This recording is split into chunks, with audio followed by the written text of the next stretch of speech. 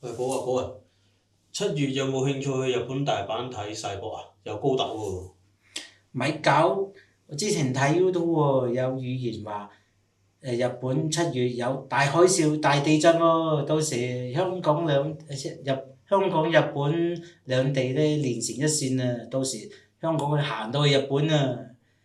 日本係地震帶啊嘛，香港都冇地震嘅，香港福地嘅喎，我都係留喺香港好啲。誒咁又唔好講，香港天文台啊，成日都收到啲市民打電話上去啊，話感受到一啲震動添啊。雖然香港未必有大地震，但係有天災咧。你仲記唔記得啊？前年啊，500年1遇嘅大雨啊，啲水啊湧到去黃大仙啊，浸咗個商場同埋地鐵站添啦。同埋喺出邊啊，翠屏道啊都變咗翠屏河添啦。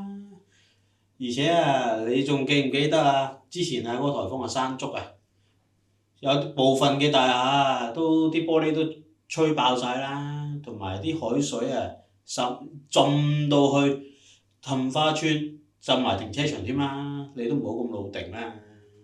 切，我又唔係身在其中，我又唔喺現場，我都係舒舒服服喺屋企攤喺張床仲好啦。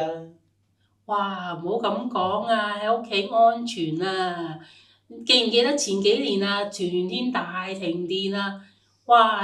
幾日冇水冇電冇網絡，雪嗰啲嘢又溶晒。唔好忘記啊！你知唔知你自己住幾多樓啊？20幾樓啊，又冇 lift，叫外賣啊送上嚟啊都送唔到啊，物資啊都送唔到嚟啊！仲有啊，我之前啊有個視障朋友啊，佢啊疫情嗰陣時啊，俾人捉去入去嗰啲隔離中心啊，佢又病到瘟燉，又要俾人捉入去嗰啲隔離中心喎，咁啊變咗淨係拎電話啊、手帳、銀包咁就咁入去喎，咁啊連啊唔記得咗攞嗰啲叉電器啊、叉電線嗰啲嘢喎。變咗咧，用晒啲電之後又冇得叉電喎，成2個星期啊，咁啲幾慘豬啊！咁大鑊，有冇計啊？咁有嘅，咁啊，如果我哋視障人士，梗係喺安全嘅地方，梗係等人嚟救我哋啦。如果唔係，我哋要撤離嘅時候，梗係要做啲準備。咁啊，準備好嘅話咧，咁就唔使咁騰雞啦。咁要準備啲乜嘢啊？咁我之前咧就喺協進會咧就上咗個防災課程喎，就跟清風上堂嘅。咁咧佢就教咗我哋執個防災包啦，裏邊咧就有3日嘅物資嘅。咁咧呢個包咧就可以咧擺喺我哋隨手，即係離開屋企嘅時候咧可以隨手拎到嘅。咁啊好快出離開啦。咁咧呢啲物品咧就好個人嘅喎，個人都唔同㗎。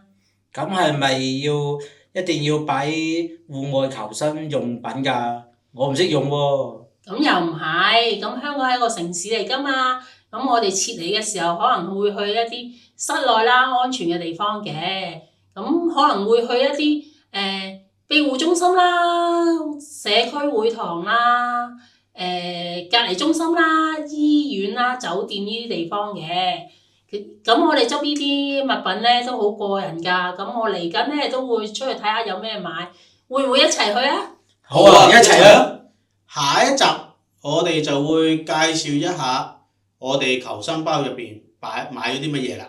下集見啦！